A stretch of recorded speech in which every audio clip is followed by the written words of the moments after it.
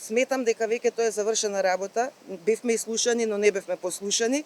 И сега оваа изјава е повеќе да се види дека граѓанскиот сектор комплетно се организира и бара од председателката да во овој момент реагира на вистински начин, односно да овозможи сослушување на сите засегнати страни во врска со овој закон, бидејќи овој закон начелно ги засега сите граѓани, како што рече и колешката од Екосвет, затоа што тој се однесува и на животната средина. Урбанизмот е еден од факторите за загадувањето на животната средина.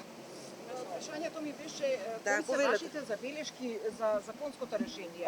Знаете колку пати ги имаме кажано, неколку членови, значи основно и прва забелешка е во однос на тие 600 дупови кои што се чишто рок за носење е изминат поради новиот закон во кој што стои член во кој што ако не се завршени во рок од 4 години мора да продолжи постапката по новиот закон, односно земање на параметрите од новиот закон.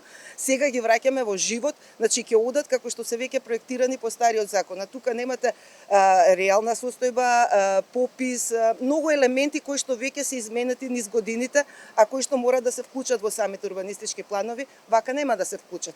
Втора забелешка во однос на потврдата за урбанистичка усогласеност. Таа не е случајно ставена, една дупла контрола за тоа дали е урбанистички усогласен одреден објект, односно одреден детален урбанистички план.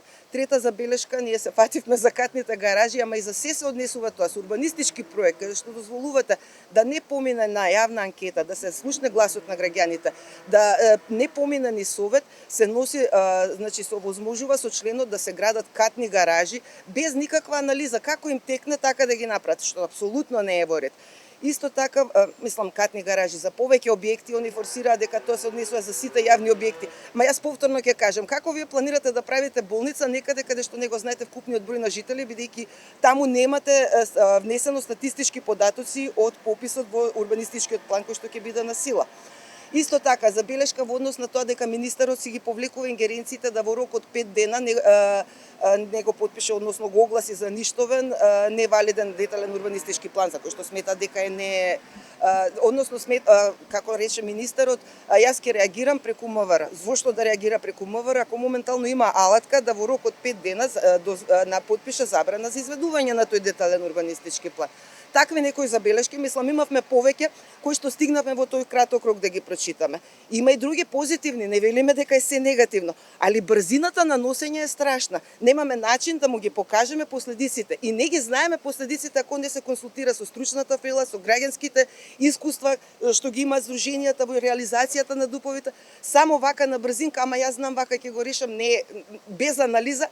Не верувам дека знаеш што ќе реши, како ќе реши.